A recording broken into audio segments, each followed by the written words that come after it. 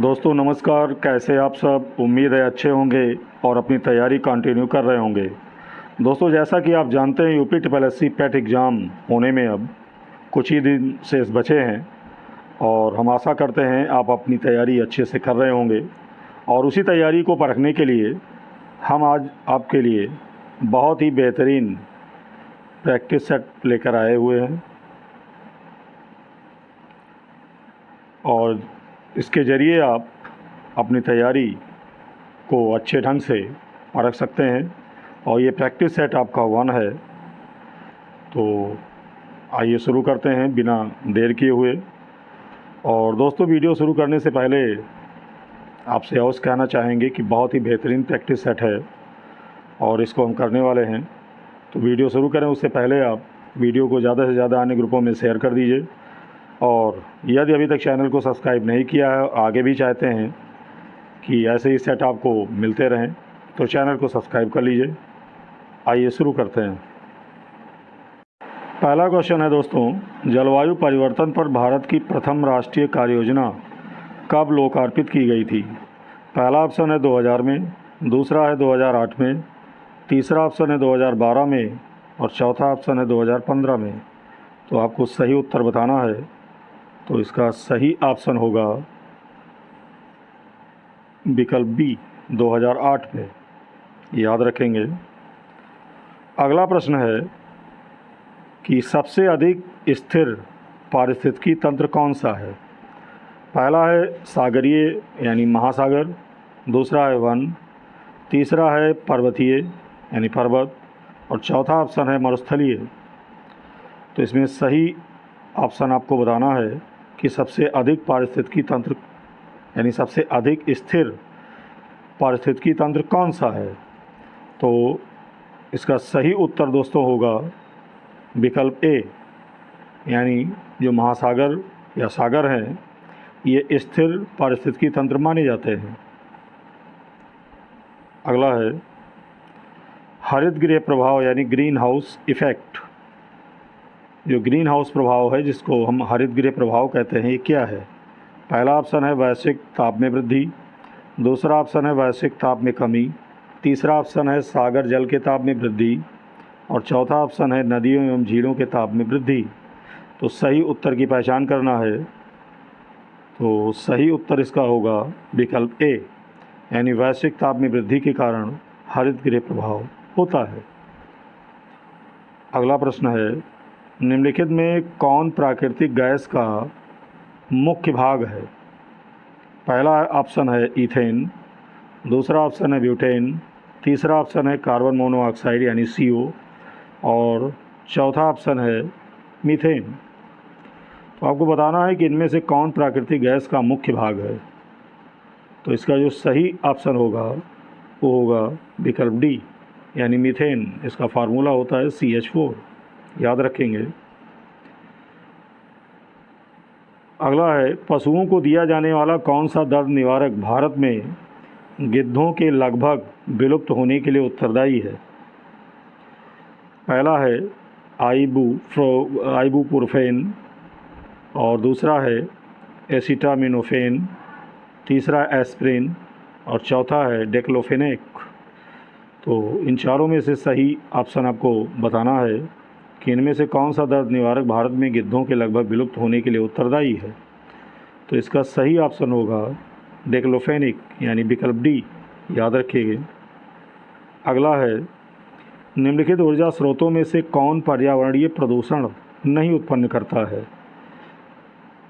पहला है नाभिकीय ऊर्जा, दूसरा है सौर ऊर्जा, तीसरा है पेट्रोलियम ऊर्जा, चौथा ऑप्शन है कोयला ऊर्जा। तो बताना इन चारों में से कौन पर्यावरणीय प्रदूषण उत्पन्न नहीं करता है। तो इसका जो सही ऑप्शन दोस्तों होगा वो विकल्प बी होगा, सौर ऊर्जा। याद रखेंगे। अगला है निम्नलिखित विद्युत चुंबकीय विकिरणों में से किसकी ऊर्जा अधिकतम होती है? पहला है दृश्य प्रकाश, दूसरा ऑप्शन है अवरक्त किरणें, तीसरा ऑप्शन है पराबैंगनी किरणें और चौथा ऑप्शन है एक्स किरणें। तो बताना है कि इन विकिरणों में से किसकी ऊर्जा अधिकतम होती है। तो याद रखेंगे इसका सही ऑप्शन होगा एक्स किरणें, यानी एक्स रेज की ऊर्जा अधिकतम होती है। अगला है ध्वनि का वेग अधिकतम होगा, यानी किस में अधिकतम होगा इन चारों ऑप्शन में से। पहला ऑप्शन है निर्वात में, दूसरा है वायु में, तीसरा है जल में और चौथा है इस्पात में। तो इसका जो सही आंसर होगा वो होगा इस्पात में, यानी इस्पात में ध्वनि का वेग अधिकतम होता है। वैसे भी ठोस में ध्वनि का वेग अधिकतम होता है, याद रखेंगे। तो अगला है आइंस्टीन को निम्न में से उसके किस सिद्धांत के लिए नोबेल पुरस्कार दिया गया था। पहला ऑप्शन है सापेक्षिकता के सिद्धांत के लिए, दूसरा है प्रकाश वैद्युत के सिद्धांत के लिए, तीसरा ऑप्शन है विशिष्ट ऊष्मा के सिद्धांत के लिए और चौथा ऑप्शन है ब्राउनियन गति के सिद्धांत के लिए। तो आपको बताना है कि आइंस्टीन को निम्न में से उसके किस सिद्धांत के लिए नोबेल पुरस्कार दिया गया था। तो इसका सही ऑप्शन होगा दोस्तों ऑप्शन बी, प्रकाश विद्युत के सिद्धांत के लिए इनको नोबेल पुरस्कार मिला था। अगला प्रश्न है निम्नलिखित तत्वों में से, यानी निम्नलिखित तत्वों में कौन अर्धचालक है। तो दोस्तों ऑप्शन पर आने से पहले आपको बता दूं, सबसे जो अच्छे अर्धचालक माने गए हैं वो हैं जर्मेनियम। नंबर 1 जर्मेनियम है, दूसरा है सिलिकॉन। ये सबसे अच्छे अर्धचालक माने गए हैं। और आप देख सकते हैं कि इसमें सिलिकॉन ऑप्शन में दिया हुआ है, तो वही इसका सही आंसर होगा, यानी इन दिए गए तत्वों में अर्धचालक आपका होगा सिलिकॉन, याद रखेंगे। अगला प्रश्न है कि निम्नलिखित में कौन विटामिन सी का सबसे अच्छा स्रोत है। निम्नलिखित में कौन विटामिन सी का सबसे अच्छा स्रोत है। तो पहला ऑप्शन है संतरा, दूसरा है सेब, तीसरा है गाजर और चौथा ऑप्शन है आंवला। तो देखिए संतरे में भी विटामिन सी पाया जाता है, लेकिन यहाँ पूछा है कि विटामिन सी का सबसे अच्छा स्रोत कौन सा है, यानी सर्वाधिक विटामिन सी किस में पाया जाता है। तो याद रखेंगे कि आंवले में पाया जाता है, यानी विकल्प डी आपका सही होगा। अगला है बिना अनुमति के कितने दिन संसद से अनुपस्थित रहने पर किसी सांसद को अयोग्य घोषित किया जा सकता है। तो इसका सही उत्तर आपको बताना है। तो इसका सही उत्तर होगा लगभग 2 महीने, यानी 60 दिन अनुपस्थित रहने पर किसी भी सांसद को अयोग्य घोषित किया जा सकता है। अगला है जो समलैंगिकता संबंधी सर्वोच्च न्यायालय का निर्णय निम्नलिखित में किससे संबंधित है। पहला ऑप्शन है भारतीय दंड संहिता की धारा 377, दूसरा है भारतीय संविधान का अनुच्छेद 377 और तीसरा ऑप्शन है भारतीय संविधान का अनुच्छेद 277 और चौथा ऑप्शन है उपरोक्त में से कोई नहीं। तो इसका सही उत्तर आपको बताना है। तो इसका जो सही उत्तर होगा वो होगा विकल्प ए, याद रखेंगे। भारतीय दंड संहिता की धारा 377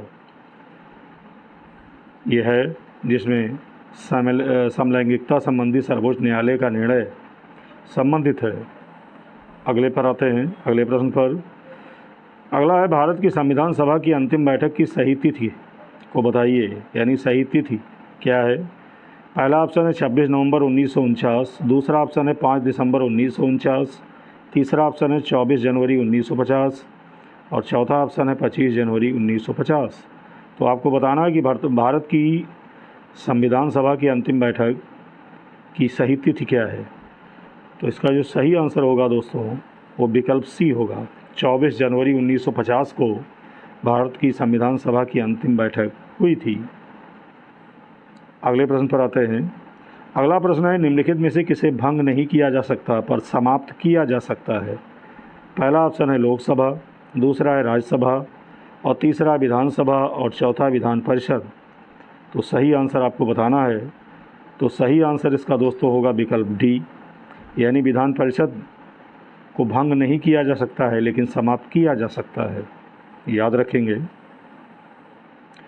अगला प्रश्न है लोकसभा में केंद्र शासित क्षेत्रों का सर्वाधिक प्रतिनिधित्व कितना हो सकता है।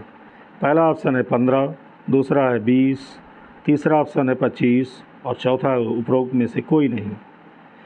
तो आपको बताना है कि लोकसभा में केंद्र शासित क्षेत्रों का सर्वाधिक प्रतिनिधित्व कितना हो सकता है। तो याद रखेंगे ये हो सकता है अधिकतम 20, यानी विकल्प बी सही होगा।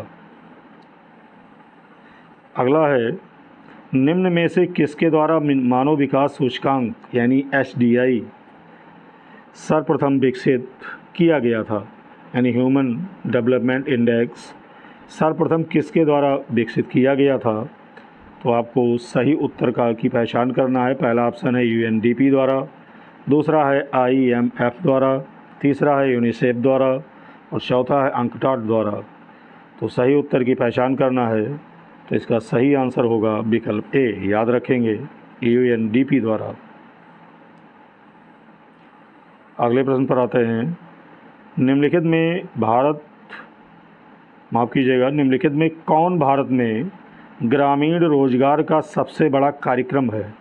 पहला ऑप्शन है मनरेगा, दूसरा है ट्राइसेम, तीसरा ऑप्शन है काम के बदले अनाज और चौथा ऑप्शन है कौशल विकास कार्यक्रम। तो आपको बताना है कि इनमें से कौन भारत में ग्रामीण रोजगार का सबसे बड़ा कार्यक्रम है। तो सबसे बड़ा जो कार्यक्रम है दोस्तों वो है मनरेगा, यानी विकल्प ए सही होगा। अगला प्रश्न है, भारत में नगरीय क्षेत्रों में BPL परिवारों की पहचान के लिए निम्नलिखित में से कौन सी समिति गठित की गई थी? पहला ऑप्शन है तेंदुलकर समिति, दूसरा ऑप्शन है सक्सेना समिति और तीसरा ऑप्शन है लकड़वाला समिति और चौथा ऑप्शन है हासिम समिति। आपको बताना है इनमें से कौन सी ऐसी समिति है जो भारत में नगरीय क्षेत्रों में BPL परिवारों की पहचान के लिए गठित की गई थी। तो इसका सही उत्तर होगा विकल्प डी, हासिम समिति, याद रखेंगे। और अगला और अंतिम क्वेश्चन है, अगला प्रश्न है दोस्तों कि भारत सरकार द्वारा घोषित ABC इंडेक्स निम्नलिखित में किससे संबंधित है? पहला ऑप्शन है कृषि, दूसरा ऑप्शन है संचार और तीसरा ऑप्शन है स्वास्थ्य और चौथा ऑप्शन है शिक्षा। इनमें से सही उत्तर की पहचान करना है। तो सही उत्तर पर आने से पहले दोस्तों एक बार अवश्य कहना चाहेंगे कि बहुत ही बेहतरीन प्रैक्टिस सेट आपको कराया गया तो 20 क्वेश्चंस का। तो यदि आपको वीडियो अच्छा लगा हो तो वीडियो को लाइक कर दीजिए और ज़्यादा से ज़्यादा अन्य ग्रुपों में शेयर कर दीजिए, जिससे अन्य अभ्यर्थियों को भी इसका लाभ मिल सके। और आगे भी चाहते हैं किसी तरह की प्रैक्टिस सेट आपको कंटिन्यू मिलते रहें तो चैनल को सब्सक्राइब कर लीजिए। और अन्य टॉपिक से भी अगर आप स्टडी कंटेंट चाहते हैं तो वीडियो में नीचे इस चैनल का टेलीग्राम लिंक दिया हुआ है और वहां जाकर आप टेलीग्राम से जुड़ सकते हैं, जहां आपको सभी टॉपिक से रिलेटेड आपको वीडियो प्रोवाइड कराए जाएंगे और आप उनसे अच्छी तैयारी अपनी कर सकते हैं। तो आते हैं इसके सही आंसर पर। तो इसका सही आंसर दोस्तों होगा विकल्प सी, यानी जो भारत सरकार द्वारा ABC इंडेक्स संबंधित है वो शिक्षा से संबंधित है, याद रखिएगा। माफ़ कीजिएगा दोस्तों, भारत सरकार द्वारा घोषित ABC इंडेक्स निम्नलिखित में से कह रहा है किससे संबंधित है? तो ये आपका संबंधित है स्वास्थ्य से। इसका सही उत्तर होगा स्वास्थ्य से। तो ये थे टॉप 20 महत्वपूर्ण क्वेश्चंस। उम्मीद है वीडियो आपको अच्छा लगा होगा। तो मिलते हैं एक नई प्रैक्टिस सेट के साथ एक नए वीडियो में। तब तक के लिए बहुत बहुत धन्यवाद।